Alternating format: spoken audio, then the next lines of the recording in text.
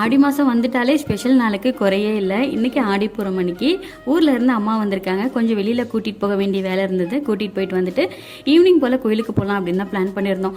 அதுக்கு முன்னாடி டியூஷன் குட்டீஸும் வந்துருவாங்க. அவங்களுக்கு உட்காந்து பாடம்லாம் சொல்லி கொடுத்துட்டு ஹோம்ஒர்க் முடிக்க வச்சுட்டு ஈவினிங் நம்மளுக்கு கோயிலுக்கு கிளம்பலாம் அப்படின்னு சொல்லிட்டு உள்ளுக்குள்ளே இருக்க புவனேஸ்வரி அம்மன் கோயிலுக்கு தான் போயிருந்தோம். இன்றைக்கி வந்து நான்வெஜ் எதுவும் எடுக்கிற மாதிரி இல்லை. ஏன்னா அம்மா நேற்று தான் வந்திருந்தாங்க. தம்பியும் நாளைக்கு ஊர்லேருந்து வந்திருக்கான். ஸோ அதனால் நாளைக்கு ஏதாவது எடுத்துக்கலாம் அப்படின்னு சொல்லிட்டு எதுவும் செய்யலை. அம்மா வந்திருக்காங்க ஸ்பெஷல் அப்படின்னு சொல்லிட்டு நைட்டு வந்து கம்பு தோசைக்கு தான் ஊற போட்டுட்டு இருந்தேன்.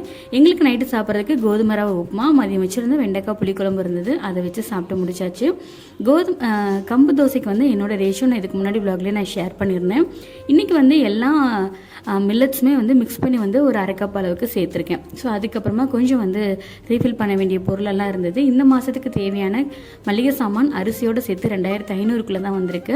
ஏன்னா போன மாதம் நான் பில் போடலை. ஃபைனலாக சீரகம் சுகம் தண்ணி குடிச்சிட்டு முடிச்சாச்சு.